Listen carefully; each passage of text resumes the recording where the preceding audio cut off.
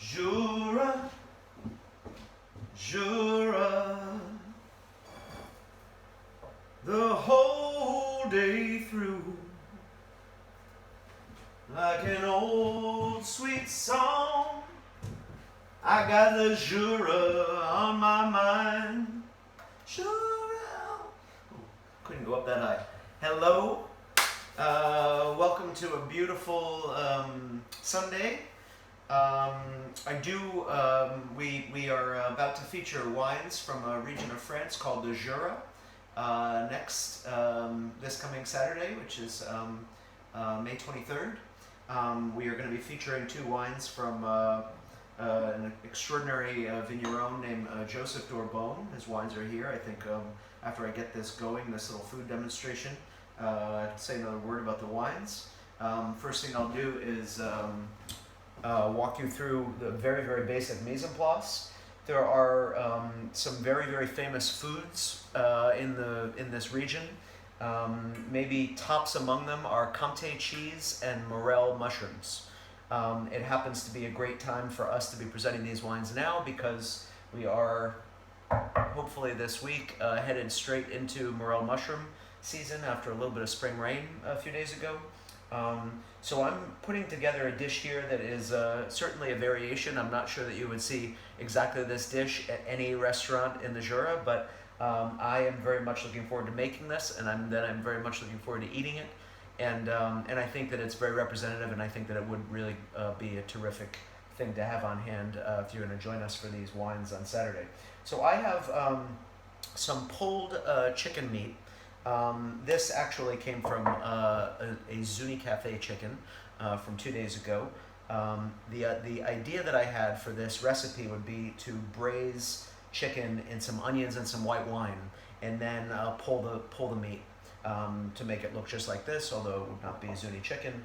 It would actually probably be a little bit more moist than this because of the braising liquid. These are beautiful morels that I picked up at the market a couple of days ago.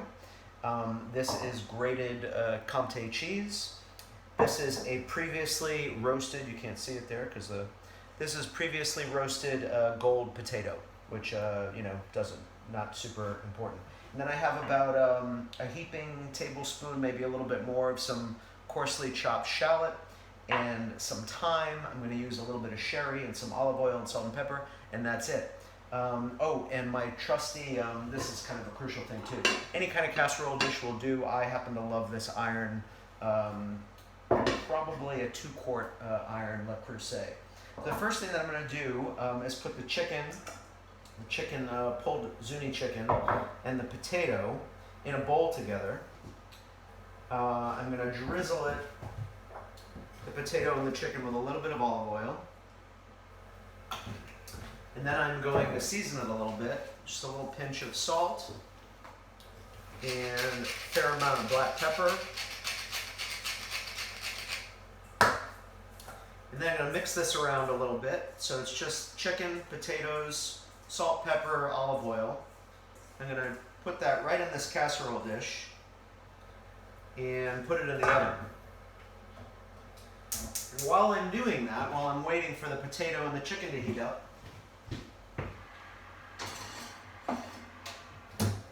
that goes in. Take a little bit of olive oil and start in a hot pan. I'm going to work the mushrooms a little bit in this dish. And now, while I have the mushrooms are already cut, the shallots are already cut, I have a little bit of picked thyme here that's ready to go. It's possible that the most famous dish in the Jura is a dish called, is a variation on the famous French braised chicken dish called coq au vin. The famous dish of the Jura, the variation that exists in the Jura, is called coq au vin jaune. And what that is chicken, usually coq au vin is braised in red Burgundy, classically. But coq au vin jaune would be chicken that's braised in a wine called Arbois Vin Jaune, which is this wine here. This is the iconic wine of the region. This particular bottle was made by maybe the most famous vigneron maybe ever in this region, named Jacques Bouffenet, sometimes referred to as the Pope of Arbois. We probably next Saturday will get into a quick conversation about our Bois Vengone. As I mentioned, Joseph d'Orbon is the guy. This oil has probably come up to temperature. I'm going to drop these morels. Get those going a little bit. So Joseph d'Orbon actually is a disciple of Jacques Couffinet and makes wine very much the same style. There is something that goes on in the Jura that is unlike essentially anything that goes on anywhere else in the wine world, which is a method of making white wine that's called sous voile. This particular wine was aged sous voile, I think, for 3 years. This wine is made from a grape called Trousseau, which is another indigenous grape, a grape that is original to the area that we were talking about. So what I'm doing here, I mentioned Coco Vengone. The key ingredients in Coco Vengone are chicken, Vengone wine, and I think most of the time in the Jura, if you saw Coco Vengone, it would at least have some kind of mushrooms, and if they could find morels, morels would be the mushrooms that they would have.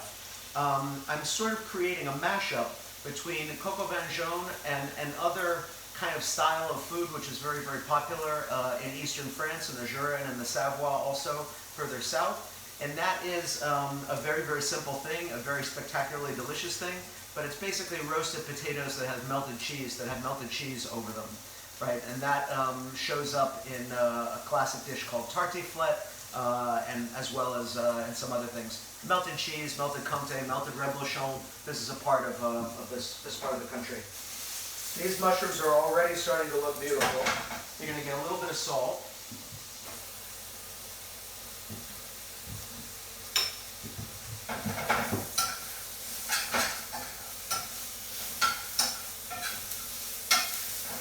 And then just as they're getting a little bit of color on them, I'm going to go in with the shallots.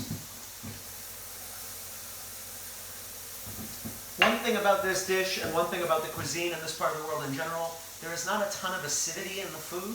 There is lots and lots of acidity in the wine. So these shallots, you know, you can imagine chicken, which has absolutely no acidity. Potatoes have no acidity. The morel mushrooms have no acidity without anything else. And now there are some shallots in here, and onions carry a little bit of acidity. So that, you know, that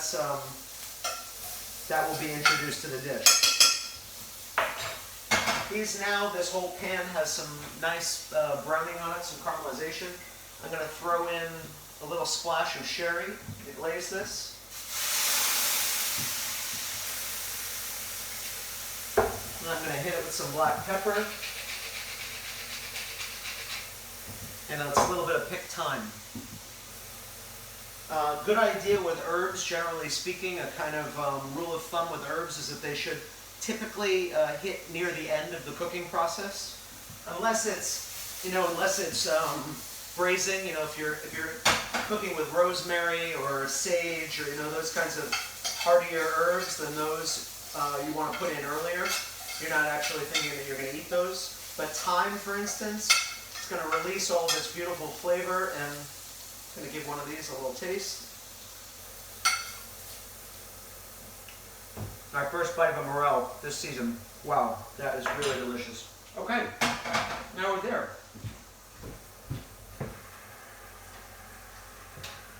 So here are potatoes and chicken, tossed with a little bit of olive oil and salt and pepper. And I'm going to spoon these beautiful morel mushrooms that have a little sherry and some shallots and some picked thyme and salt and pepper. Beautiful shallots.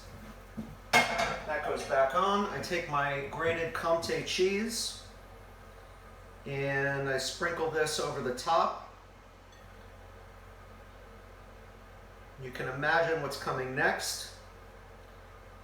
This is hot, remember, very hot. This is going to go back into the oven. I'm going to put it on broil.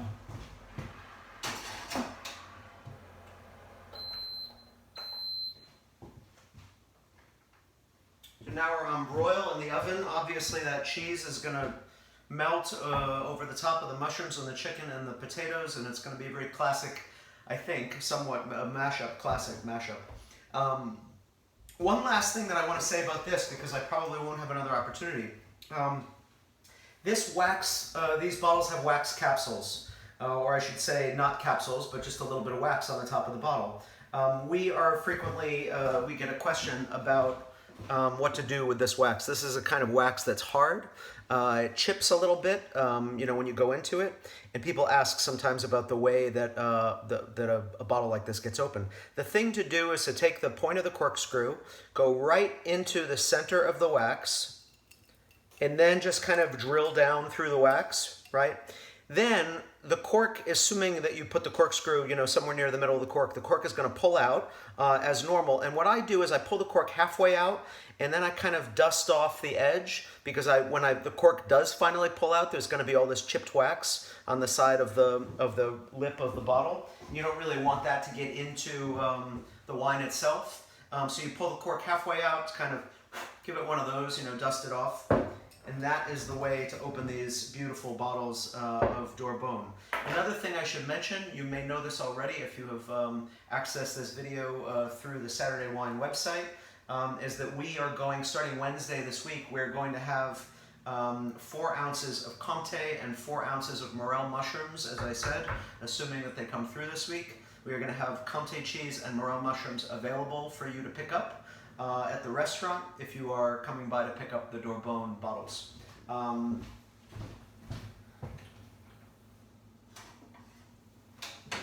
goodness. I'm going to have to grab the camera here and show you the camera. See that? Beautiful little casserole. Chicken, potatoes, morels, shallots, a little sherry, and finally the coup de grace, that Comté cheese. This is, you know, the weather in the Jura is not exactly like the weather in San Francisco, although on a cool day in San Francisco, I was just thinking it's a beautiful day outside now, and this is, you know, this reminds me of 40 degrees and, you know, and rain and, you know. Anyway, have a great week. Thanks for watching, and we'll hope to see you on Saturday. Take care. Bye.